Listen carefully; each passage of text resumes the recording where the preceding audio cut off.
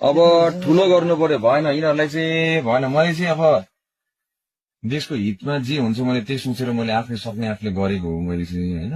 अब संविधान खारेज पनि गर्नु हुँदैन किनभने त्यो खर्च भएको छ भन्ने सोचाइमा हो तर यिनीहरूले चाहिँ यसको आडमा खेलेर चाहिँ पोलिटिक्स खेले फिल भयो instead of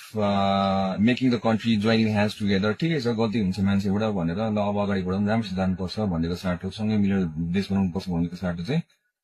they are after me I don't know why होइन they should be after making the country better but I don't know what's wrong with them as usual यो मान्छेहरू सुध्रिन्छ जस्तो लागेन मलाई चाहिँ guys it's time to rise I think अब चाहिँ